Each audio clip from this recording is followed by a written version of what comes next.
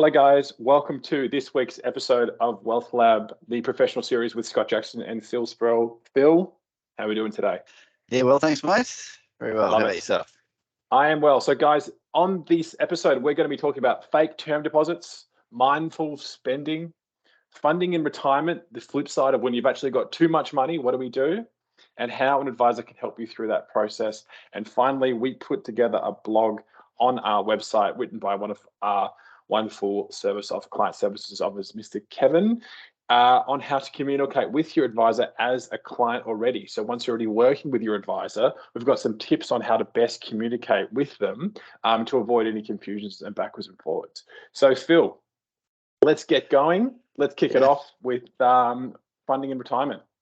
Talk to me. Yeah, beautiful. Look, this came up. Obviously, we had a chat last week around some of the questions and things to consider coming into retirement, and then I wrote a bit of a blog post about that, which you can find on our website. But while I was writing it, it sort of just made me reflect a bit on some of the conversations I've had over the years with clients, and we often spend a lot of time talking about what to do when you don't have enough money for retirement. Work a bit longer, contributions to super, all that kind of stuff.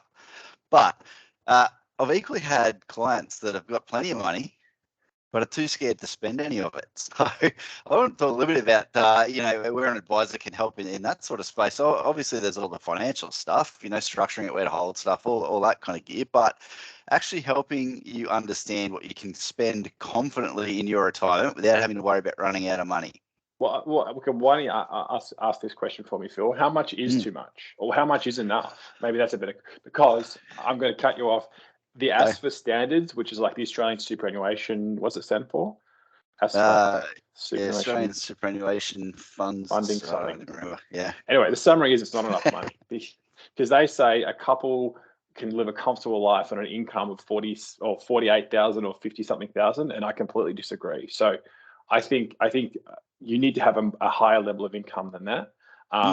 So talk to me sort of roughly what levels should we be starting to say, okay, we can now live a comfortable life without having to risk it, and we can spend a bit more. Yeah, look, I mean, it's one of those things that's highly variable, I think, from person to person. If you want to throw generalities around, we can probably get a reasonably comfortable retirement somewhere north of 600 grand. Because I think, a lot of numbers, much higher numbers get thrown around than that. I mean, most people are getting a part age pension. And that, every dollar you get from the age pension is $1 less than this kind of your own pocket. So there's something to, I guess, to factor in. But, when I was thinking about this, I was actually thinking about someone I'd worked with a bit in the past that, they were sitting on about 900,000. They were spending about 40 grand a year. Okay. And literally every annual review, geez, I really want to go on a holiday. My friends asked me to go, my family asked me to go, never went. And every time it was the same conversation. You can afford this. You can afford to do this 5 times a year. You're spending nothing. You have plenty of money. So I think, it's one of the things that probably doesn't get spoken about enough in advice is really, it's not just about, things aren't looking great and how do we improve it. Sometimes it's just about things do look great, but you need somebody to give you that confidence that it is okay and you can spend some money. It's amazing some of the that ongoing coaching, that ongoing emotional stuff. I've spent a lot more time on that with people that have got a ton of money than people without a lot, I guess. I think it's also a factor of maybe that's how they got there as well. Because they have been really cautious with their money, which is good. But it just sometimes comes down to you've just had, say, an entire life of being what's the word of just sort of hanging on to money and being really disciplined and also being scared about spending money. And then when you get to that point of hey man, you can spend this money, it's okay. It's really hard to then unbreak that habit. Yeah, exactly right.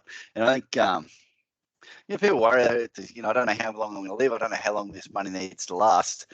And, completely valid concerns and really good things to be thinking about. But, if you're working with an advisor, we can coach you around what that really looks like. There's no sense doing nothing in your retirement and dying with $1 million in the bank. Yeah, I completely agree with you. Right. Good one. So the summary on that one is engage an advisor or do some calculations. And sometimes it is okay to spend money. Yeah, 100%. And if you've got plenty, you still can work. It still makes sense to work with an advisor. Nice. All right. I want to move on. So following on the podcast that we had last week, where I think I very briefly highlighted, I'm going to call it a fake term deposit. But I sort of made mention of it to my mum on the weekend, and she said something to me that was kind of interesting, which was, "Hi, I think I can get 7 or 8% in a term deposit, so I think I've just got to do that." And I was like, "Whoa, hang on a second, let's just dial it back."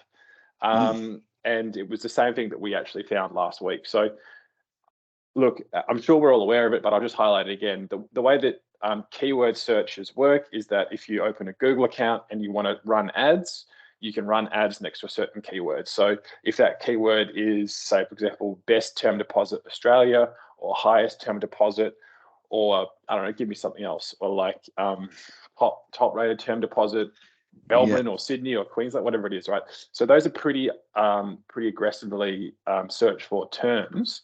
And it looks like there's a few businesses that are not, it's not a term deposit, but they are offering an investment account at a higher income or a higher advertised income than a term deposit, but with a completely different risk profile. So, for example, the ones that we saw, there was some property funds that instead of the money being in a cash account that then goes to a bank, they would then take that money and potentially use it as a fixed interest thing to lend out against a property or whatever it is. And you know, they may or may not be fine, but the thing is, it's a completely different risk that you're taking on versus literally just putting the money with a big bank that will then just give you term deposit like returns and risks.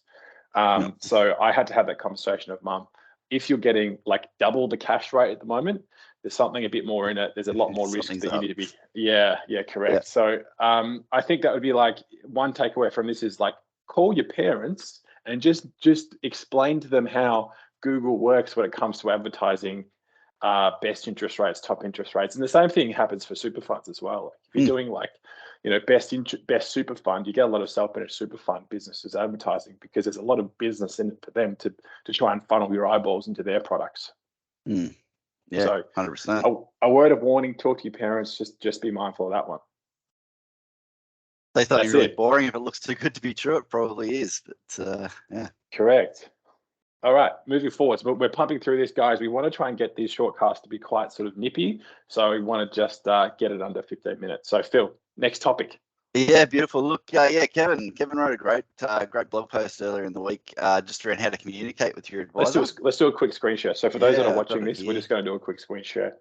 On the website, we've got a blog running, and we asked one of our client services officers to do a little blog post, which he did last week. He was a bit nervous putting something out into the world, but we were very pleased that he did. And it's titled "How to Talk to Your Financial Planner Effectively."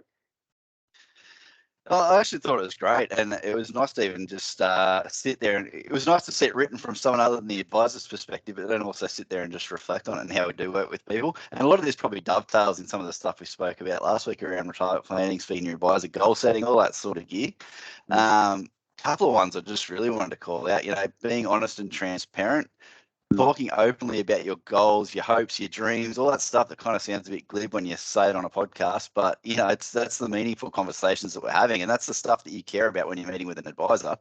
And you know, even if you think you're there to ask about super or tax or whatever, you're really just asking, can I go and do whatever it is that's you know, that your retirement or whatever looks like. So that honest and transparent, I thought, was a great one. Setting clear goals, again, you know, we've spoken a lot about that in the last couple of episodes, and again, something that we would work with you on.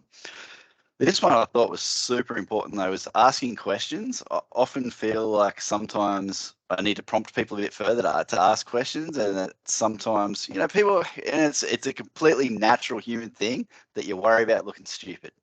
And I would say that there are absolutely no stupid questions in financial planning. There's a reason that we do this for a living, and we've had to study and we've spent years honing our craft. It's, you know, superannuation, retirement, tax, all that stuff, it is complex. If you don't feel like you understand something that we've explained to you, that's on us. We haven't explained it properly. Ask the question. No one's going to think you're silly. That's probably it's just a massive call. I think also if the conversation's moving, like because like we don't have a lot of time with people, so we might have an hour, but an hour could feel like a lot. But there's a lot of stuff we talk about. So maybe if we move past something that you weren't quite sure of as well, it's important to drag us back. Be like, hey, can you just double check what you mean by this one thing? So I'd say that as well. Yep. Yeah, 100%. And then, yeah, stay engaged, keep communication lines open. Again, that's another really important one. Like, if you come and you join us as a client, this is an ongoing relationship. We're working together to achieve your goals. If something in your life changes, something in your financial world changes, something that's going to impact your goals, whatever, we need to know about it, and we want to know about it because that's why we're working with you. So, yeah, I thought that was another great sort of call out as well. And all the obvious stuff. Turn up to your annual reviews; they're very important. Like sort of gear. Yeah, what are your Yeah, that is thoughts, weird. Scott? Yeah, that look, I mean, like, I think I wanted to do this from the perspective of, I know there's a lot of effort that we put into what's our first meeting going to be looking like, what are these guys actually doing, but also I wanted this to be like, what's, after 2 years or 3 years or 4 years, just maintaining that, like, okay, so when you do talk to us, just try and open that mindset of like, okay, have my goals changed? Is there anything different?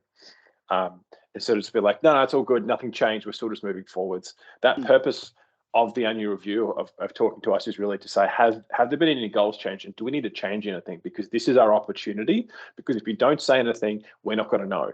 So be open and honest, be clear, and we'll hold each other accountable as we keep going forwards. Yeah. Yep. Just make sure you're getting the most out of us if you're working with us. Simple as that. Right. Final topic on mindful spending.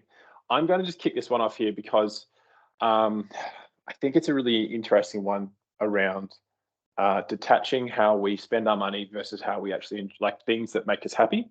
And I was talking to a guy on the weekend who works for, who's he work for? He works for, let's say he works for Streets Ice Cream. So they own pretty much, they're basically, when you walk into a supermarket, every single ice cream that you're looking at is owned by one or two companies. So there's two companies that own the entire market. There's a bunch of different brands, but it all comes from the same factory. It's like beer. And he was just discussing how the entirety of their product line is based on just that instant, fuck yeah, I'll get a ice cream right now. I'm hot. There's absolutely no cognizant. There's no planning. It's just like, cool, no worries, done. Yeah, and they're about it's like $6 an ice cream, right? So you've just walked in, you spend $100 on fuel, you spend $6 on ice cream. Doesn't seem that much, but you got That's a partner. when you've got 4 kids in the car. You've got a partner and you've got 3 kids, and all of a sudden you just spent $35 on ice creams. Yeah. And it's like, hang on a second, like here I am in the supermarket comparing the home brand tomato sauce versus the regular tomato sauce, which could be 50 cents difference. But I've just walked in and spent $30 on ice creams without even really thinking about it. So there's been a fair bit of research in terms of if we forward plan, if we split out the money versus when we receive a product, it does actually make us more happy. And what that specifically means is that, for example, if you go, look, I'm going to spend $30 on ice cream, I'm going to go online and I'm going to order the most ridiculous ice cream ever, and I'm going to have it delivered to my house, and we're going to get like a 2 kilo of like beautiful Italian, what do they call it? What's that Italian style of gelatos, that's it. Yeah. So that would be a way that you could, if you're going, right, no worries, I love ice cream, this is how I'm going to do it, be a little bit more cognizant, be a little more planned. And it's just resisting that instant, oh yeah, no worries, I'll spend $30, won't even think about it. That actually doesn't make you either any more happy either. You've just had that sugar hit literally of it, and you've just sort of blown the $30, and then come the end of the month or the end of the pay, it's like, oh man, like where's this kind of money going? So I'd encourage anyone listening to this to consider doing a little bit of an audit. And I'm not saying do a budget because no one ever wants to do it, but I'm just saying, was there any spending in the past week or fortnight where you went, you know what, that was a pure just like, it was just on instinct, I just did it. Could have you potentially avoided that and put a bit more forward planning into, okay, no worries. Instead of having those 4 pints, maybe we should have gone and got some really delicious wine and had it back at our place, or something like that. So just something, having a look at it, and that's a great way to optimize your happiness and spending. Nice one. So, I feel personally attacked. So thanks. Well, this is how it works, but it's not all sunshine and rainbows. We've got to get this together. So, thanks, guys. If you have any questions for Two Advisors, please send them in. We are available at wealthlab.com.au, and we'll see you next week. Phil, anything else you wanted to throw in?